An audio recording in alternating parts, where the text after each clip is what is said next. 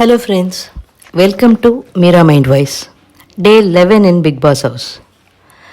இந்த வீடியோவை தடவையாக பார்க்குறவங்க சப்ஸ்கிரைப் பண்ண மறக்காதீங்க. தேங்க்யூ. இன்றைக்கி என்னங்க நடந்தது? 11வது நாள் ஒன்றுமே நடக்கலைங்க. அதுதான் விசேஷம். கிளம்புற 8:30 மணிக்கு அலாம் சவுண்ட் ஆயிடுச்சு. பிக் பாஸ் ஹவுஸில் இருக்கிறவங்கெல்லாம் எழுந்தாங்க.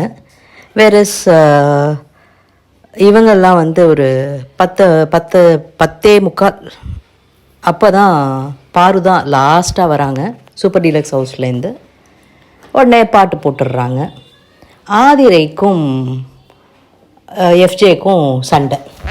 நேற்று காதல், இன்று ஊடல், நாளைக்கு என்ன கன்றாவியோ. அடுத்தது பாரு அந்த சாக்லேட் டிப்பை கண்டுபிடிச்சிடுறாங்க. உடனே போய் எஃப்ஜேவை நீ தானே எடுத்து ஒழிச்சு வச்சேன்னு கேட்க, கனி முன்னால் சொல்லலை, நாங்கள் தான் ஒழிச்சு வச்சோம், நான் தான் பிளான் பண்ணி எடுத்துகிட்டு போனேன்னுட்டு. அப்படியே அது அமுங்கிடுது. 1 hour பார்க்குறது ரொம்ப சௌரியமாக இருக்குங்க. மண்டை குடைச்சல் இல்லாமல் இருக்குது சீரியஸாக. பிகாஸ் ஃபுல்லாக இது பிக் பாஸ் ஹவுஸ் இல்லை, பாரு ஹவுஸ். அதில் அவங்க கூட அவங்களுக்கு சமைச்சு போட்டு அவங்க சொல்கிறதெல்லாம் காதில் கேட்டுட்டு அப்படி நடமாடிட்டு இருக்கிறதுக்கு ஒரு 19 பேரை விட்டாங்க. இப்போ 17 பேர் இருக்காங்க. அவ்வளோதான். அடுத்தது ஆதிரை எஃப்ஜேவை சமாதானப்படுத்த வராங்க. அவர் சமாதானமாகலை. டாஸ்க் ஆரம்பிக்குது. டிஃபெண்டர்ஸ் டிஃபெண்ட் பண்ணலாம். ஃபஸ்ட் ரவுண்டில் வியானா அவுட்டு. அடுத்தது செகண்ட் ரவுண்டில் பிரவீன் அண்ட் ஆதிரை அவுட்டு. ஏன்னா இவங்க ரொம்ப இழுத்துகிட்டே போகிறாங்க, ஒன்றுமே இன்ட்ரெஸ்டிங்காகவும் இல்லைன்னு சொல்லிட்டு 2 பாக்ஸை க்ளோஸ் பண்ணிட்டாரு. அடுத்தது அவ்வளோதான். ஆதிரையும் வியனாவும் அவுட் ஆன உடனேவே அடுத்த இதில் ரம்யா அவுட்டு. உடனே Bigg pass house luxury task ஜெயிச்சிட்டாங்க. வேற என்ன, சோறு தான். அவங்களுக்கு இன்றைக்கி ஸ்பெஷல் டின்னர் நைட்டு. அவ்வளோதான். கடைசியில் 3 பேர் இருக்காங்க. யார்? நம்ம சபரி, கம்ருதீன் அண்டு துஷார். அது என்னமோ பிளான் பண்ணி பண்ணாமல் தான் இருக்குது. துஷாரும் கம்ருதீனும் யாருக்கு எது கிடைக்குதோ எடுப்போன்னு சொன்னாங்க. ஆனால் துஷார் கீழே விழுந்துற. இந்த இடத்துல ஒன்று நடந்தது. நீங்களே உங்களுக்கான டிஃபெண்டர்ஸை தேர்ந்தெடுத்துக்கலாம் அப்படின்னு சொன்ன உடனே விக்கல்ஸ் அண்டு பாருவை தேர்ந்தெடுத்தார் சபரி. பிகாஸ் பாரு எந்த அளவுக்கு கன்னிங்காக இருக்காங்க, தனக்கு எதிராக இருக்காங்கன்னு காமிக்கணும். அதே மாதிரி அவரை கொஞ்சம் கூட ஏமாற்றாமல், டெய் உன் கூடவே இருந்து இந்த எட்டப்பன் வேலை பண்ணுவாங்க இல்லையா, உனக்கே நான் பின்னாடி குழி பறிக்கிறேன்டா. எட்டப்பன்கள் சரித்திரத்தில் இடம் பிடித்தார்கள், ஆனால் நல்ல பேரோடு அல்ல. அதே மாதிரி அவர்கிட்டே சொல்கிறாங்க, நீ என்னோடதை எடுத்தல்ல, இப்போ உன்னோடது உள்ளே போக விடாமல் பண்ணுறேன் பாருன்னு. அதே மாதிரி பண்ணுறாங்க. பண்ணி முடித்ததுக்கு அப்புறமா ரொம்ப சந்தோஷப்படுறாங்க. நாள் முழுக்க சபரியை தான் எப்படி அவுட் பண்ணேன் பாருங்கிற மாதிரி தானே கிரெடிட் எடுத்துக்கிறாங்க. சபரி நினைத்ததை சாதித்து விட்டார். அவ்வளோதான். கடைசியில் வின் பண்ணது கம்ருதீன். அதுக்கப்புறமா நைட்டு டின்னர் ஓகே. கம்ருதீனுக்கு ஃப்ரீ பாஸு. வேறு சூப்பர் டீலக்ஸ் ஹவுஸ்லேருந்து இது வரைக்கும் 3 பேரை நாமினேட் பண்ணலாம். இப்போ 5 பேரை நாமினேட் பண்ணலாம். பார்வதியின் திவாகரும் உட்காந்து ஆஸ் யூஷுவல் பேசிகிட்ருக்காங்க. இந்த தடவை நம்ம 2 பேரும் தான் அந்த ஃப்ரீ பாஸ் எடுத்துக்கணும், மிச்சம் 5 பேரையும் நாமினேஷனுக்கு அனுப்பணும். 1. 2வது, அந்த வீட்டுக்குள்ளே இருக்கிறதுல ரம்யா, சுபிக்ஷா, வினோத் 3 விஷம். இது 3த்தையும் பிபி ஹவுஸ்க்கு அனுப்பிச்சிடணும் அப்படின்னுட்டு. இதே பாரு கம்ருதீன் வின் பண்ணோன்னே வினோத் தான் கம்ருதீனுக்கு இதுவாக இருந்தார், டிஃபெண்டராக இருந்தார்.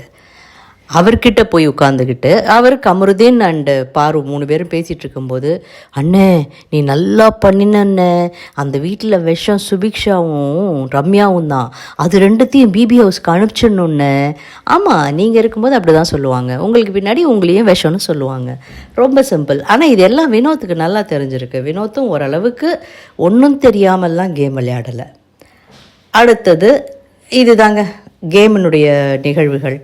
அடுத்தது பார்த்தோன்னா நம்ம தலையை தலைமை பொறுப்பிலிருந்து தூக்கியது. முதல் நாள் கொஞ்சம் ஏதோ பண்ணுறான் அந்த பையன் செய்வான் அப்படின்னு நினச்சோம். ஆனால் இந்த ஆதிரை என்கிற ஒரு புயல் காற்று அவர் வாழ்க்கையில் வீச, ஆதிரை இல்லை சாரி அரோரா அப்படிங்கிற ஒரு புயல் காற்று அவர் வாழ்க்கையில் வீச மைக்கு போடாமலே அவரே நின்று அரோரா கிட்ட பேசிகிட்ருக்காரு. 2 பேரும் சத்தமே வராமல் மைமிங்கில் பேசிகிட்ருக்காங்க. பிக்பாஸ் போய் நீ மைக்கை போட்டுட்டு வான்னு சொல்லும் போதும் மறந்துட்டு வந்துடுறாரு. திரும்ப போய் மைக்கை எடுத்துகிட்டு போட்டுட்டு கையில் கமருதீன் மைக்கை எடுத்துகிட்டு வந்து அதை கொண்டு போய் கமருதீன்கிட்ட கொடுக்காம வச்சுட்டு அரோரா கிட்ட ஜாடியில் பேசிகிட்ருக்காங்க 2 பேரும். அரோரா அவருக்கு கழுத்தில் முத்தம் கொடுத்ததா ஒரு கேள்வி 24 ஹவரில் அதை காமிக்கலை. இந்த அரோரா இன்னொரு கன்றாவி வேற பண்ணுறாங்க. கம்ருதீன் வந்து அரோராவை உப்பு மூட்டை தூக்கிக்கிட்டு வீட்டை பெருக்கணுமா. சரிங்க, அவர் என்னதான் எக்ஸசைஸ் பண்ணுறாருன்னாலும் அதுக்கு நீ இப்படியா? இதை பண்ண வைக்கிறது வீட்டின் தலைமை பொறுப்பில் உள்ள பார்வதி அக்கா. இப்படியெல்லாம் காதல் நாடகங்கள் இல்லை என்னமோ நடக்குதுங்க. உள்ளுக்குள்ளே என்ன பண்ணுறாங்க, யார் கூட இருக்காங்கன்னே தெரியல. ஏன்னா கமருதீனும் பார்வதியும் வேற ரொம்ப அப்படியே க்ளோஸ் ஆகிக்கிட்டே இருக்காங்க கொஞ்சம் கொஞ்சமாக. திவாகர் கொஞ்சம் கொஞ்சமாக விலகி ஃபஸ்ட்டு சமையல் அறையில் போட்ட உடனே கலை பாதி விலகிட்டார். அப்பப்போ மற்றவங்கள பற்றி பேசுகிறதுக்கு மட்டும் கார்டன் ஏரியாவில் வந்து உட்கார்றாரு. இப்போ திவாகரும் வந்து பார்வதியை பற்றி அவர்களிடம் தவறாக பேசினார் அப்படின்னு ஏதோ ஒன்று சொல்ல, பார்வதியா அண்ணன் நீ இப்படி தானே தெரியும்ண்ணே அப்படின்னு அவங்க கோச்சிட்டு போகிற மாதிரி போகிறாங்களாம். எல்லாமே ட்ராமா, உலகமே ஒரு நாடக மேடை, அவ்வளோதான். அடுத்தது திவாகரை பிக்பாஸ் கூப்பிட்டு, திவாகர் இல்லை சாரி துஷாரை பிக்பாஸ் கூப்பிட்டு, இந்த வீடு வந்து எத்தனையோ விஷயங்களுக்காக பேர் வாங்கியிருக்கு. இந்த சீசன் இன்டிசிப்ளினுக்காக பேர் வாங்கியிருக்கு. டிசிப்ளின் இல்லாத இந்த வீட்டுக்கு தலை தேவையில்லை அப்படின்னு சொல்லி, டிசிப்ளின் இல்லாத இந்த வீட்டுக்கு வீடே தேவையில்லை, கண்டஸ்டன்ஸே தேவையில்லை, எதுவுமே தேவையில்லை அப்படின்னு தான் நம்மளெல்லாம் சொல்ல தோணுது. அவரை வந்து பதவியிலேருந்து தூக்கிடுறாரு. பெருசாக அவருக்கு வருத்தம்லாம் இல்லை, ஏதோ வருத்தப்படுற மாதிரி காமிச்சிக்கணுமேங்கிறதுக்காக அந்த இதுக்குள்ளே போகிறாரு, அந்த ட்ரெஸ்ஸிங் ஏரியாவுக்குள்ளே போகிறாரு. அங்கே சபரி போய் என்னப்பாச்சு ஓகே அப்படின்ட்டு திரும்பி வந்துடுறாரு. ஆஸ் யூஷுவல் அவருக்கு ஒன்றும் பெரிய டிஃப்ரென்ஸ் கிடையாது. இப்போ வந்து அரோரா கூட செலவழிக்க கூட டைம் கிடைக்கும்ல, யாரும் எதுவும் கேட்க முடியாதுல்ல. ஆனால் இது உண்மையிலேயானா இல்லைங்க, அது ஒரு மாதிரி போயிட்டுருக்கு. இவர் வேறு நம்ம திவாகர் வேறு அப்பப்போ காமெடி பண்ணிகிட்ருக்காரு, அரோரான்னுட்டு. அவர் வாயை மூடிட்டார், அதெல்லாம் நடக்காது, நீங்கள் என்னோட சின்ன பையனே அப்படிங்கிற மாதிரி. நெக்ஸ்ட்டு நைட்டு இவங்களுக்கு டின்னர். அங்கேருந்து எஸ்டி ஹவுஸில் வந்து சுபிக்ஷாவும் வியானாவும் நமக்கு பசிக்குதே நம்ம என்ன சாப்பிடுவோம், அவங்களாம் சாப்பிட போயிட்டாங்கன்னான்னு உடனே நம்ம வீட்டின் நாட்டாமை அக்கா கிளம்பி போய் எங்களுக்கு சமைச்சு வச்சுட்டு போங்க, நீங்கள் போய் சாப்பிடுங்க, ஆனால் எங்களுக்கு சமையல் பண்ணோம்ல அப்படிக்க. கனி ரொம்ப கடமை உணர்ச்சியோடு சமையல் பண்ண வர இந்த இதில் குக்கிங் டீம்ங்கிறது சபரி, எஃப்ஜே, கலை. ஆனால் இவங்க 3 பேரை தவிர கனி, பிரவீன்ராஜ் யார் வேணாலும் சமைக்கிறாங்க. இவங்க சமைக்க போக நாங்கள் தான்ப்பா குக்கிங் டீம் வெயிட் பண்ணுன்னுட்டு பாத்திரம் விளக்கணும், கொஞ்சம் ட்ரெஸ்ஸிங்லாம் அவங்க ட்ரெஸ் பண்ணி ரெடி ஆகிட்டாங்க ஸ்பெஷல் டின்னருக்கு போகிறதுக்கு.